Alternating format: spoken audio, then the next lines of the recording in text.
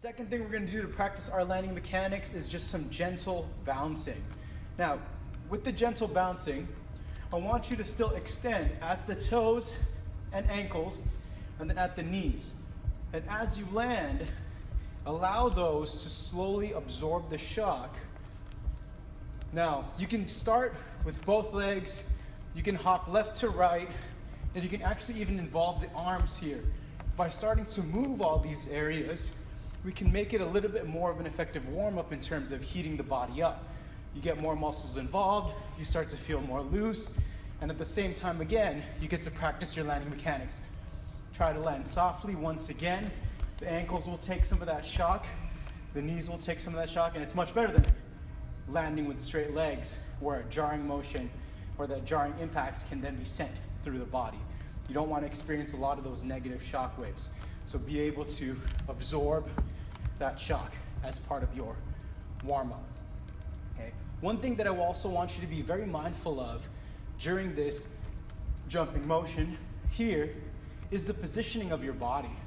Remember, in proper posture, you have a stacking of the joints, a stacking of the spine, and a movement in a way that allows any of those jarring forces and shock waves to move and disperse through the body. Whereas in poor posture, we see a lot of these curves being present. Imagine those curves being present and your body compressing itself up and down with gravity being applied to you, and with some people carrying weights. Imagine that continuous compression on those bad postures. You can essentially see how that can compress the spine in a bad way and start to cause problems down the road. So be mindful of where everything is here in the upper body as well. While you're absorbing that shock, I say pull the belly button in to keep everything nice and safe. It's a great way to do that. And just be mindful you don't want to be exacerbating anything that could be present at the moment with poor posture and the such. And the last thing we're going to be doing for our warm-up is power walking. Now, when we're using power walking, all I'm asking you to do here is as you're walking, you're not simply just putting one foot in front of the other, catching yourself in balance, and letting your body just adapt or react to a particular situation.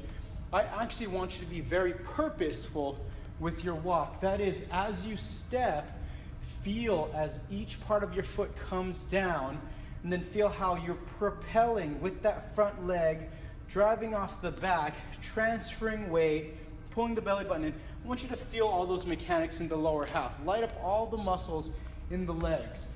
It makes it a lot easier when you have a lot of room to do this, so you're not going to be just pacing back and forth after 2 steps. This is simply me trying to stay in frame. Take a few steps, take a lap doing power walking, whatever you got to do, and start to become mindful of how the body from the waist up responds to each step. Okay, we'll be going into that in video number 3, a little bit more how the body reciprocates against itself. However, for now, I just want you to power walk, feel the muscles in the legs, and then just be mindful of what the rest of the body does. All right, do this for a couple rounds. Again, increase your core temperature, and as soon as you feel like you're ready, you can jump right into the workout. 2. Now, before we jump right into the workout, I want to go over the movements and give you an idea of what you're trying to accomplish with each one. Okay, so the first movement is your single leg touchdown. You're going to be doing this on one single leg. The opposite arm to the leg that's planted is going to be touching down.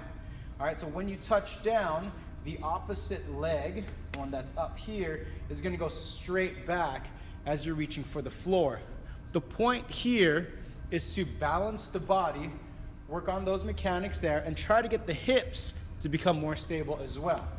Now, opposite arm, opposite leg, opposite arm, reaching straight down as the opposite leg reaches straight back.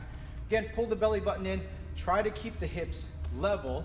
Sometimes the tendency as you're reaching down here and you're balancing on this leg is to put a lot of the stabilization directly over that leg.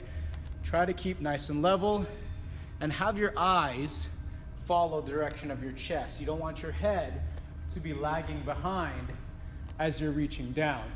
This makes it tougher to balance because you don't really know where your body is. Plus it takes your spine at the C section right here, the cervical section, up high into extension, which can cause stress in that area. All right, next movement is gonna be your jumping jacks. Now these are pretty simple, but we're gonna mix them with seal jacks.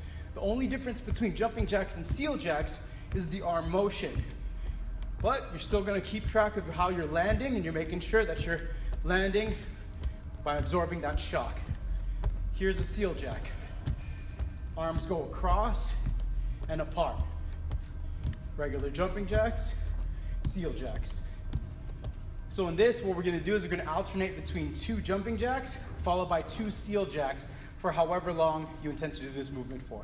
All right, excellent. Your third movement here is going to be plank reach. The only difference here is while you're planking, you're gonna be reaching out.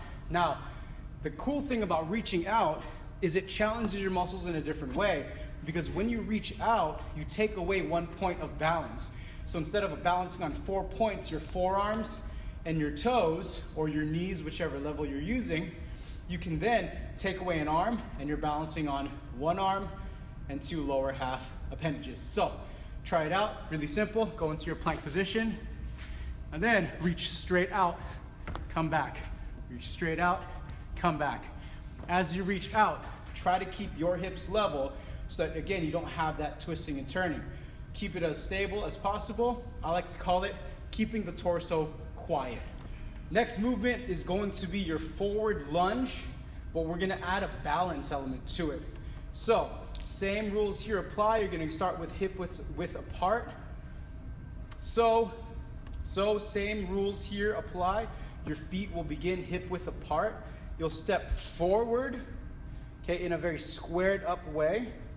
Think about the distance that you step forward is almost like the distance between your 2 feet. Think of it like a box.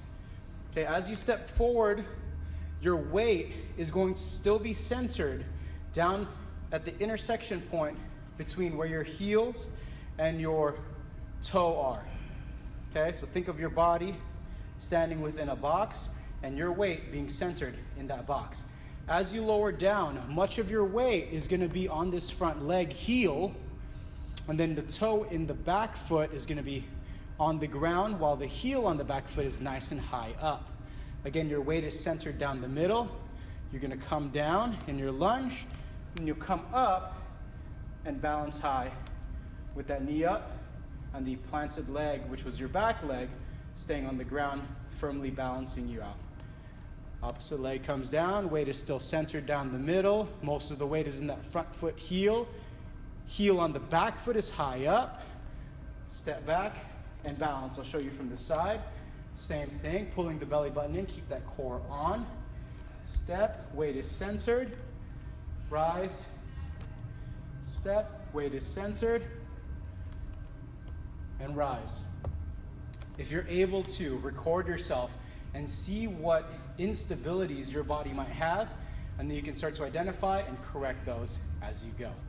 Excellent. Next move is going to be your side lunge. Everything is the same, except when you're moving laterally, this foot just becomes light. Okay, your weight, your center of mass is going to shift over a little bit, so there's no longer that center point either. So here, what I want you to focus on is keeping the core on, and as you step out, making sure that, again, this left foot, whichever leg you're leaving behind, is nice and light and only there for balance.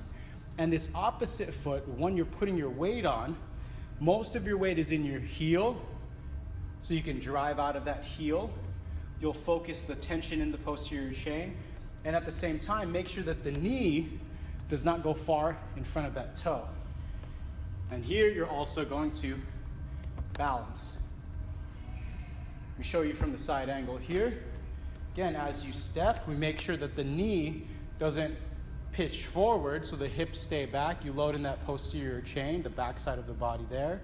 Most of my weight is on my heel. Press off, balance. Again, press off, and balance. Pretty simple.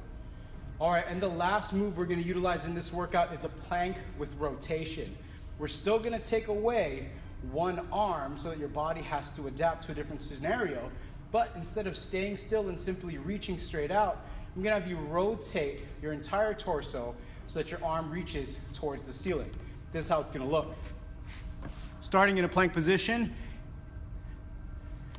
reaching straight up, opposite arm stays down, while the other reaches towards the ceiling. You're going to allow your body to rotate here. Keep your eyes on the moving hand.